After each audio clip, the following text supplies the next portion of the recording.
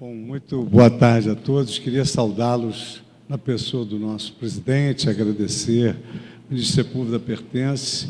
Queria agradecer, motivo de lisonjeio, estar presente o ministro César Peluso, presidente do Supremo Tribunal Federal, que me deu singulares oportunidades na medida em que Sua Excelência, na presidência do tribunal, em um espaço breve de tempo, encartou nas nossas pautas os temas mais importantes para a nação brasileira. Em um ano, julgamos casos assim absolutamente emblemáticos, graças à sua gestão processual. Agradecer a todos a presença, de estarem aqui na hora de almoço, e dizer ao ministro Pertence, talvez isso seja uma estratégia, ministro. Eu fiquei preocupado de falar depois do almoço, talvez pudesse não causar boas sensações, então eu preferi falar antes do almoço, pelo menos eu. E o objeto exatamente de nossa conversa assim informal, nossa conversa atual, diz respeito exatamente àquilo que nos aflige muito de perto, que é esse reclamo constante referente à morosidade da prestação da justiça. Aqui a Alhures sempre se levantou esse obstáculo, tal como há muitos anos atrás se erguera os obstáculos mesmo de acesso à justiça às classes menos favorecidas.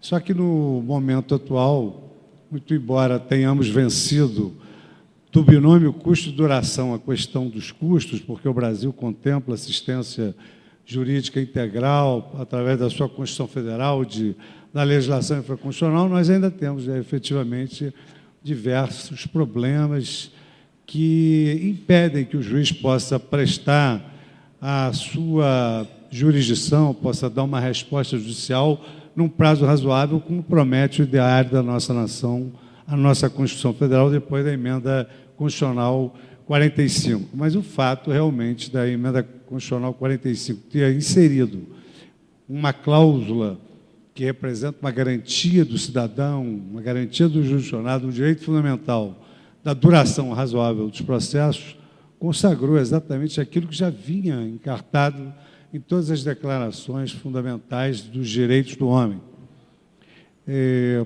Tanto o Pacto São José da Costa Rica, como a Convenção Europeia das Liberdades Públicas e a Sexta Emenda Americana, enfim, estabelecem que, efetivamente, num país onde a justiça não se desenvolve num prazo razoável, é um país que tem, efetivamente, uma justiça inacessível. O saudoso professor Mauro Capelletti, com quem eu tive o prazer de conviver, ele se dedicou a um trabalho de muita envergadura, o Projeto de Florença, que é composto de 14 volumes, com 5.000 páginas em pergaminho. Cada um desses volumes estão lá na biblioteca da Universidade de Florença. E ali ele demonstrou que a justiça, que ainda adota o velho modelo romano-germânico, ela é morosa em todos os países do mundo. Ele foi um homem que pesquisou durante anos, 16 horas por dia. Eu assisti aquilo de perto em Fiesole, certa feita, e depois ele vinha muito ao Brasil, convidado por amigos comuns nossos, e ele, então, não nos deixava sentir a menor baixa estima em relação aos países mais evoluídos, porquanto ele apontava que na Itália um processo na primeira instância demorava 560 dias, na segunda instância 799 dias, na Espanha, na Bélgica, na França, enfim, e mesmo nos países que adotavam o sistema da civil law, do precedente, que fica um pouco mais fácil adotar-se a mesma solução para os casos paradigmáticos, mesmo nesses casos também a justiça era morosa quando não se resolvia o litígio naquela estratégia conciliatória que eles têm e que tem dado bons resultados, a mediação, inclusive.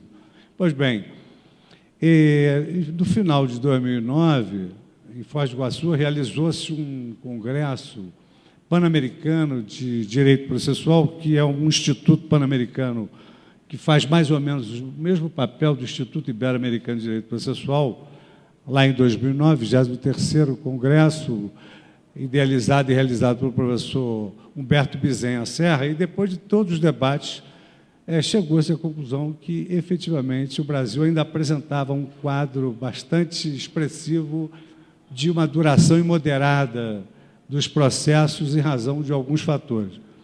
Foi, então, que se imaginou reelaborar, não um projeto de Florença de acesso à justiça, como o professor Mauro Capelletti, mas, ao menos, utilizar a sua metodologia para fins de detectar quais eram, efetivamente, as barreiras que impediam o juiz prestar uma solução judicial rápida, tendo em vista que todos nós sabemos, e eu sei por experiência própria de carreira, que os juízes trabalham muitíssimo. Todos eles têm muitas tarefas, independentemente da parte administrativa, o volume de processo é muito grande, e eu até queria aqui fazer uma confissão que já fiz a alguns colegas, aproveitando aqui essa apresentação prodigiosa do ministro Sepúlveda Pertença.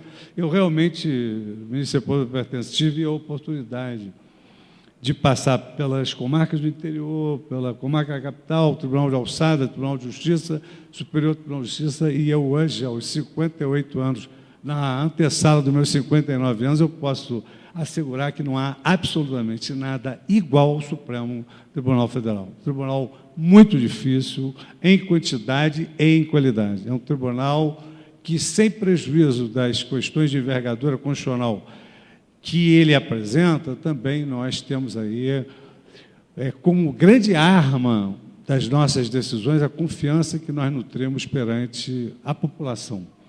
Então, hoje se discute no mundo inteiro essa questão de que, se por um lado uma decisão do Supremo Tribunal Federal ou de uma Suprema Corte qualquer não deve passar por uma pesquisa de opinião pública, mas se eventualmente nós tivermos duas soluções que sejam assimiláveis pelo ordenamento jurídico e uma delas esteja mais de acordo com a vontade popular, essa deve ser a solução adotada, porque, na realidade, nós discutimos isso, inclusive, quando tratamos da inconstitucionalidade de alguns estados que não tinham defensoria pública, nós verificamos que nós não temos nem armas, nem dinheiro. Nossas soluções precisam ser efetivas.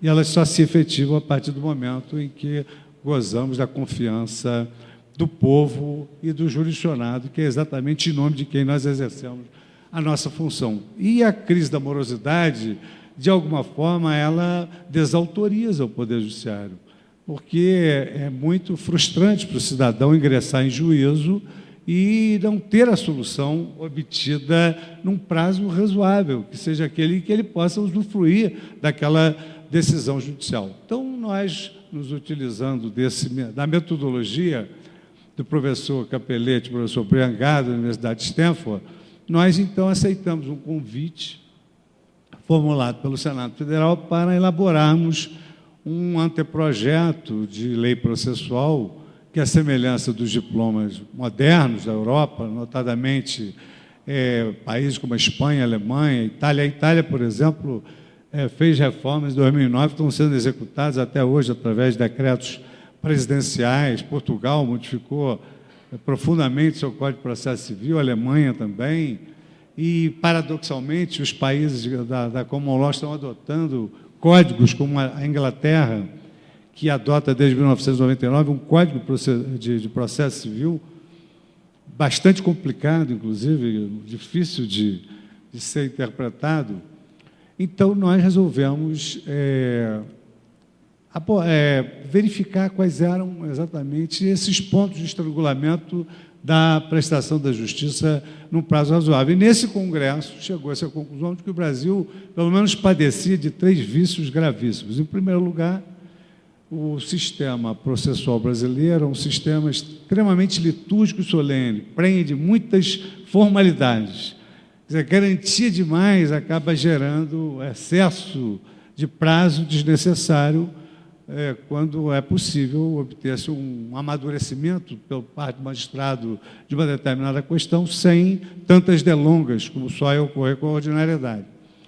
Em segundo lugar, nós também observamos que o sistema processual brasileiro ele é muito pródigo no campo recursal.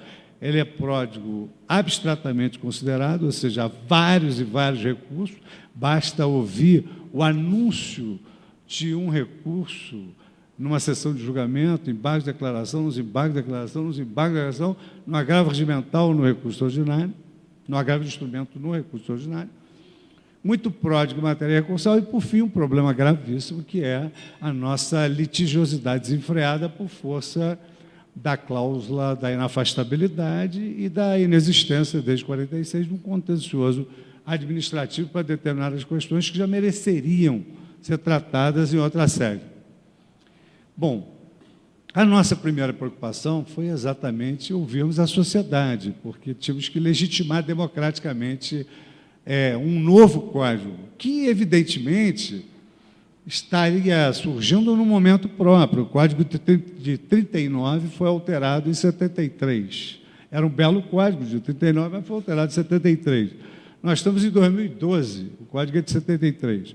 Trouxe à lume uma série de institutos do direito europeu que não se adaptaram à nossa realidade, que é diferente. Eu sempre costumo dizer que há institutos belíssimos na Itália, magníficos na Alemanha, sensacionais na Áustria, mas que não servem para o Brasil. Então, o Brasil tem a sua realidade, não só econômica, mas a sua realidade intelectual, e há hoje um movimento muito expressivo pela simplificação do direito, até porque nós temos uma população carente não só, como eu já disse, sob o ângulo econômico, mas carente sob o ângulo intelectual.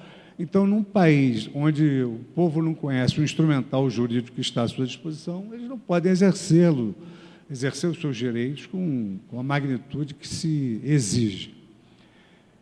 Por essa razão, nós nos deparamos talvez com um problema pior, que era esse da litigiosidade desenfreada, mas tínhamos, ao mesmo tempo, que atentarmos para a nossa Constituição Federal, que garante a todos o acesso à justiça, ainda que diante da ameaça de lesão, quiçá da lesão ao direito. Bom, então, o que eu pretendo rapidamente é fazer um retrospecto de como é que nós enfrentamos essas questões e quais são as ideias básicas desse anteprojeto.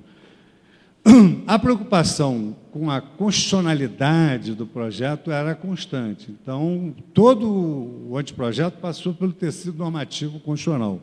Aliás, antes mesmo de assumir essa honrosa carreira que Deus me permitiu, um cargo no Supremo Tribunal Federal, eu tive a oportunidade de levar o anteprojeto ao ministro Peluso, que o recebeu bastante receptivo com os novos instrumentos. E essa questão, que era uma questão muito sensível, dessa litigiosidade desenfreada, na medida, por exemplo, que nós temos hoje 800 mil ações de poupadores e cadernetas de poupança que se transformarão em 800 mil recursos. Então, nenhum Poder Judiciário pode julgar 800 mil recursos num prazo razoável, e nenhum deles faz. Basta o dado comparativo. A Suprema Corte tem 80 processos para julgar, e nós temos 88 mil. Isso já revela algo errado. O ministro Ari Pagenda preside um Tribunal Superior Tribunal de Justiça, que eu tive o prazer de conviver com Sua Excelência e também de participar ativamente daquela corte excepcional, que, comparativamente, exerce um trabalho hercúleo. O Superior Tribunal de Justiça da Alemanha tem 3 mil processos, nós temos 260 mil recursos, quer dizer, uma diferença absolutamente brutal. Então, alguma coisa realmente precisava ser feita. Então, numa ordem, vamos dizer assim, decrescente de problemas que nós enfrentamos, o primeiro deles foi relacionado às formalidades. Nós entendemos que o processo civil brasileiro é tão prenhe de formalidades que ele dá ensejo a vários processos incidentes, em razão das decisões interlocutórias constantes.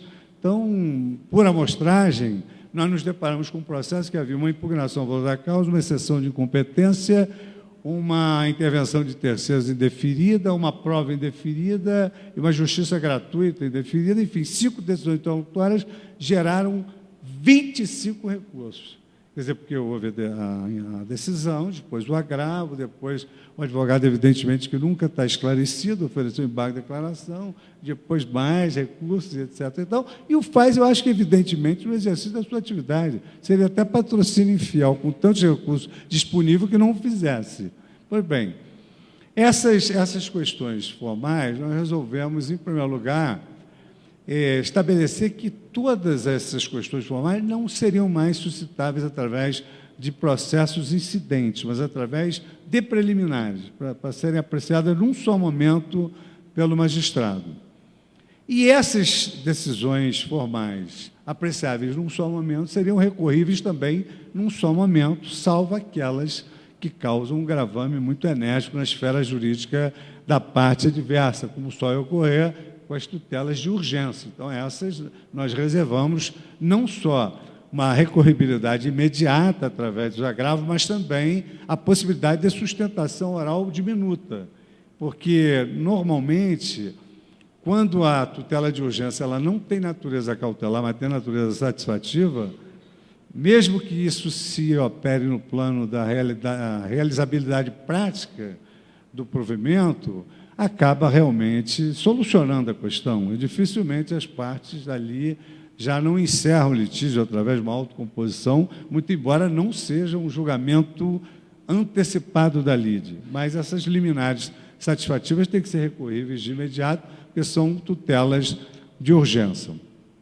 Por outro lado, entendemos também de eliminar alguns institutos que, no nosso sistema, criam dificuldades formais, como, por exemplo, a reconvenção. Então, é possível ao réu, no mesmo processo em que é acionado, também demandar o autor na contestação, um capítulo, ou até, ainda que seja numa peça à parte, mas de maneira mais simples. Então, se eventualmente o autor cobra o preço em razão de uma compra e venda, o réu se defende dizendo que não pagou ainda porque a coisa não foi entregue e formula o pedido de entrega da coisa, independentemente de reconvenção. Então, esses dois aspectos se tornaram muito interessantes, esse de eliminar o excesso de formalidades, transformar tudo em preliminares e também transformarmos as ações em ações dúplices.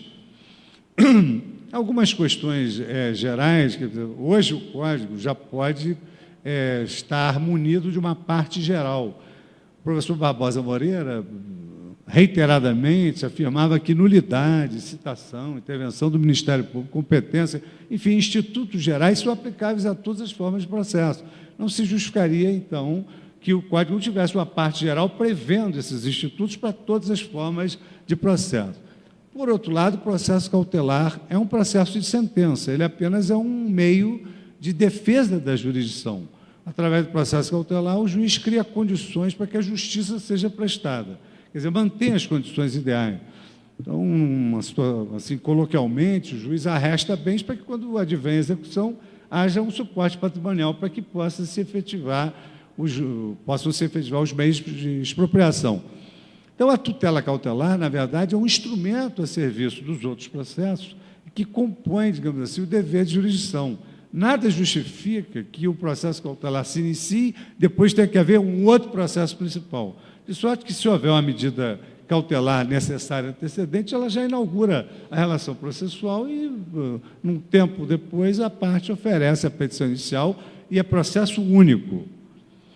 E, com isso, então, nós eliminamos também o livro 3º do Código de Processo Civil do processo cautelar. Hoje, o juiz terá, já como previa Carnelucci para o projeto da Santa Sé, ele vai ter um poder geral de cautela, quer dizer, ele vai ser o artesão da solução do caso concreto, um dever geral de segurança e que permitirá ele prover sob medida. E aí o Código estabelece a distinção entre o que é cautelar e o que não é cautelar, porque é muito difícil o juiz prover profundamente com base em mera aparência do fumus boniuris. Então, o Código divide, diz que num caso cautelar basta o fumus boniuris, no outro é preciso a prova inequívoca, que são conceitos que não se chocam. E eliminamos o processo cautelar e transformamos isso num instrumento a serviço da jurisdição. O juiz tem, dentro do seu dever de prestar jurisdição, também um poder de acautelar as situações, independentemente de um processo próprio. Consideramos também, acho que isso é importante, que os advogados são trabalhadores como outro qualquer e que só devem trabalhar nos dias úteis, por isso que os prazos agora só correrão, quer dizer, se aprovado o projeto, correrão só nos dias úteis. Então, são 15 dias, de segunda a sexta, segunda a sexta, de segunda a sexta. Muito embora até hoje os profissionais se distraiam através dos computadores no fim de semana, preparando peças processuais, trabalhos, enfim, mas isso vai continuar sendo lazer, porque os prazos ocorrerão em dias úteis.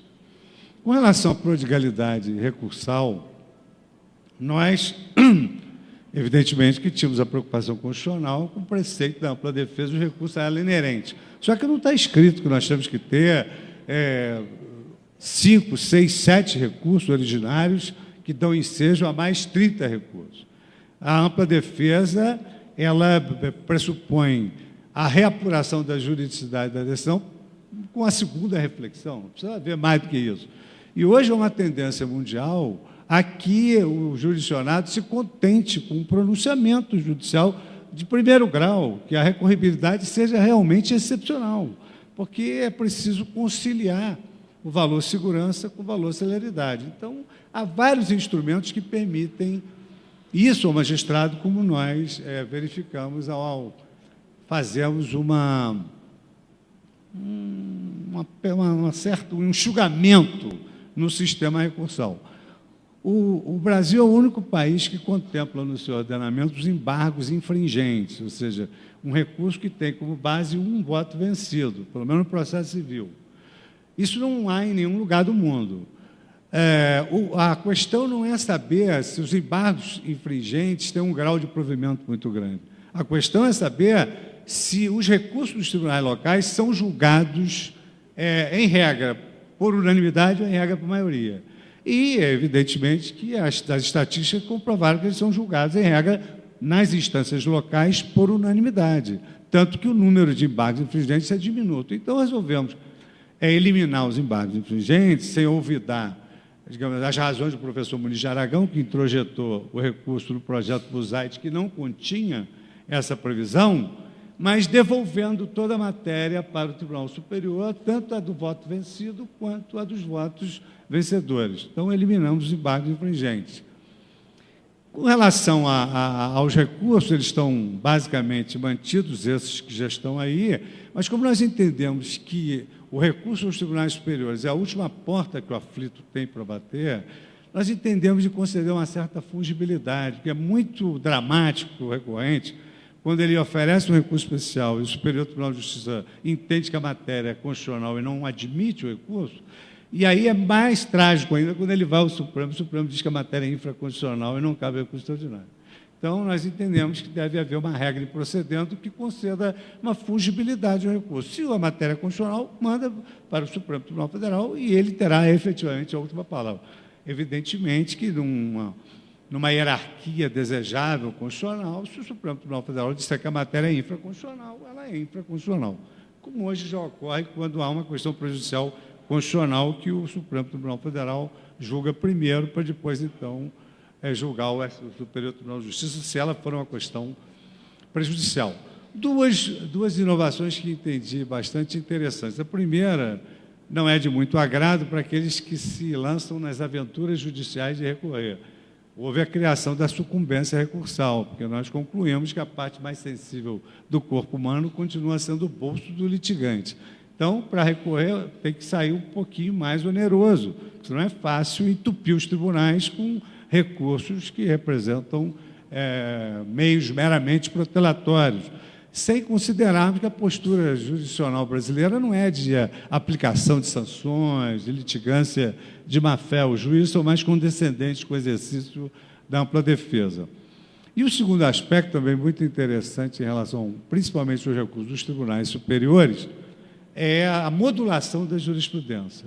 Nós sabemos hoje que, assim como a lei, a jurisprudência hoje tem uma presunção de legitimidade. Nenhum operador do direito inicia um trabalho jurídico, quer seja advogado, promotor, procurador, enfim, sem entrar na rede mundial de computadores para saber o que é que o Tribunal Superior está, como é que ele está, o seu entendimento em relação àquele tema, tendo em vista que o próprio juiz pode aplicar na primeira instância aquele entendimento, até para julgar improcedente o pedido se ouvir o réu, porque o julgamento é de improcedência e não vai sacrificar em nada o demandado.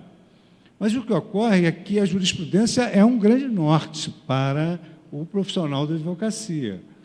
Hoje nós não podemos mais afirmar que o Brasil seja um país que adota o sistema eminentemente romano-germânico. A influência do sistema anglo-saxônico é inequívoca, né? A jurisprudência tem uma força hoje, não só nas súmulas vinculantes, mas também nos recursos repetitivos, no Superior Tribunal de Justiça, na repercussão geral. E o advogado não pode ser surpreendido com uma mudança da jurisprudência já assentada anos e anos depois, porque ele, quando propôs a ação, a jurisprudência era aquela, a tese jurídica que ele sustentava era correta. E quando a causa acode aos tribunais superiores, há uma mudança abrupta, pode haver uma mudança abrupta da jurisprudência. No Superior Tribunal de Justiça, no Ministério, nós experimentamos isso em algumas questões tributárias. E essas questões tributárias são emblemáticas, porque, por exemplo, o Estado não tem dinheiro para devolver. Se o tributo for declarado inconstitucional, o Estado não tem dinheiro para devolver. E, por outro lado, se o tributo, anos depois, é declarado constitucional, a empresa não tem provisão para pagar. Então, ou quebra a empresa ou quebra o Estado.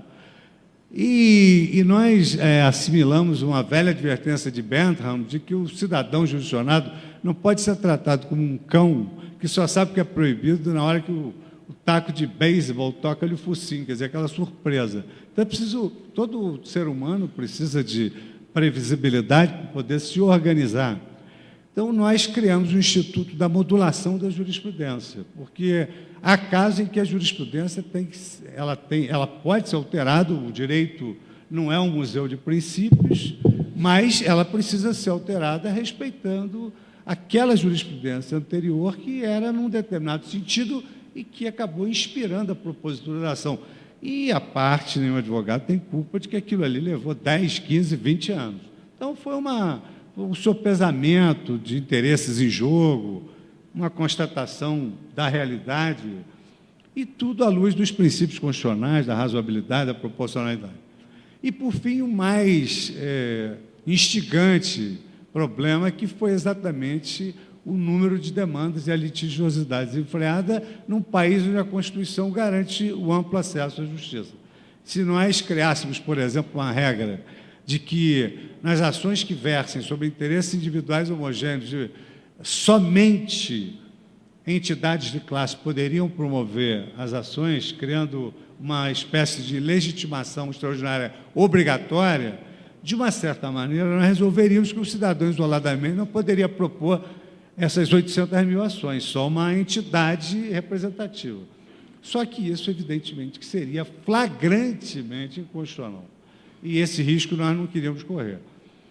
Então, nesse particular, apesar de termos percorrido todo o sistema anglo-saxônico e todo o sistema romano-germânico, nós encontramos uma fórmula comum, mais ou menos comum ao leading case americano, à causa piloto do direito italiano e o Instituto do Direito Alemão, o Musterverfahren, que é o processo piloto. Quer dizer, é um processo que, a partir da sua decisão, ele vai nortear todos os demais processos.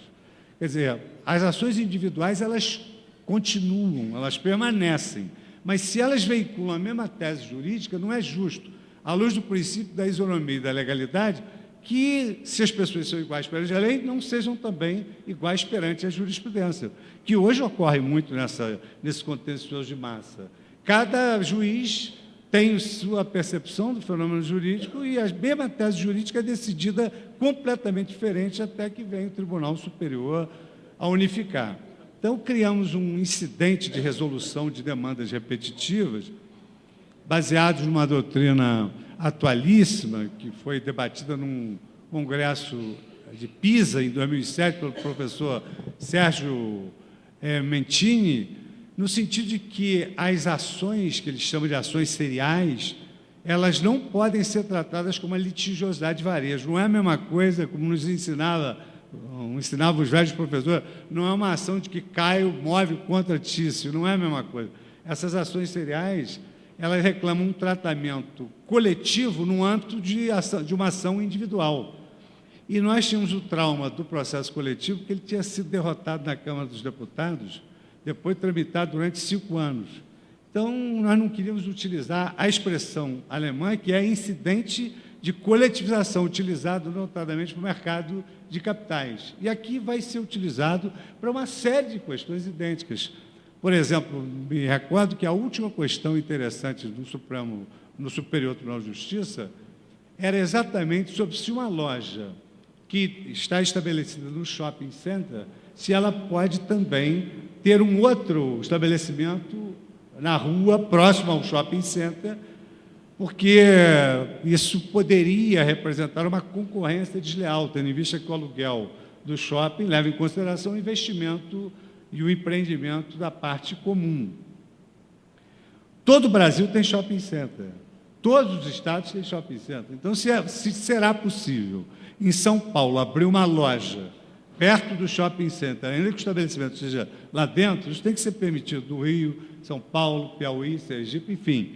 São teses jurídicas absolutamente idênticas. E o direito é federal, tem que ser aplicado de maneira uniforme para todo o território nacional. Com isso, nós conseguimos fazer prevalecer o princípio da isonomia, o princípio da legalidade, porque as decisões elas serão idênticas, para as teses jurídicas idênticas, e incorporarão os casos a serem julgados, tal como hoje ocorre com um incidente de declaração de constitucionalidade nos tribunais locais, com uniformização de jurisprudência, e as ações individuais continuarão a correr. Pode ser que haja uma causa petente remanescente, um pedido ainda acumulado, enfim. Nós, com isso, conseguimos criar um incidente que vai tramitar por todos os graus de jurisdição, vai suspender todas as ações idênticas em todo o território nacional, ou pelo Superior Tribunal de Justiça, ou pelo Supremo, conforme a questão seja constitucional ou infraconstitucional, sendo certo que cada Estado cuida dos seus problemas. Se a questão for local, tanto melhor. O próprio Estado suspende tudo dentro do âmbito do Estado. Se a questão for nacional, mas se iniciar num Estado, o Conselho Nacional de Justiça tem que ser avisado para poder ter a gestão dessa multiplicidade de ações em curso. Se entender necessário que a questão começou num Estado e ela tem repercussão nacional, então essa causa piloto ela é destacada, pode ser um grupo de causas, e passará necessariamente por todas as instâncias. E há um prazo de 1 ano e 6 meses para que esse incidente seja decidido e seja incorporado pelas ações isoladas. E, com isso, nesse prazo de 1 ano e meio, que não são 10 nem 20 anos, se resolve, através do incidente, várias ações individuais que estão em curso. Há várias outras ideias que, evidentemente, demandariam um período de digestão maior do que esse debate e essa conversa tão amena e franca, mas, de qualquer maneira, num dado momento, porque nós ficamos 1 mês na comissão pensando em modificações. Depois, transformamos aquelas modificações em dispositivos legais para depois submeter à aprovação da sociedade. Foram e-mails, mais de 30 mil e-mails recebemos, contribuições da academia, do mundo forense em geral. Adotamos 80% das sugestões. Então, é um código que realmente a sociedade brasileira falou e foi ouvida. Mas chega um momento que tinha tanta coisa diferente, que cada uma... eu acho que isso não dá para fazer isso agora de uma vez só. Acho que tem que acabar o mundo para começar de novo, porque as modificações são muito significativas e mudam o perfil do processo civil brasileiro para melhor. Cremos nós, a comissão. Então, eu me lembrei exatamente de uma escritora que escreve todo domingo no Globo. Ela é mais uma escritora voltada para o público feminino, mas e isso demonstra a sensibilidade dela. E ela tem um texto exatamente sobre desaprendendo a aprender. Então, ela deixa mais ou menos nas entrelinhas que, em primeiro lugar, às vezes é preciso desaprender para aprender. É preciso esquecer para lembrar. E mais importante que isso, ela diz, em todos os segmentos da vida é possível recomeçar várias vezes na mesma vida. Por isso é que o dia, quando eu entreguei lá no tempo recorde, que o presidente do Senado nos pediu, o anteprojeto, eu disse: senhor presidente, é a hora da travessia. Ou faz agora ou não faz mais. É a hora da travessia. E, parafraseando Fernando Pessoa, se não ousarmos fazê-la, teremos ficado para sempre à margem de nós mesmos. Então, rogamos a Deus que esse projeto seja aprovado. Agradeço a tolerância de todos, a atenção e bom almoço para todos.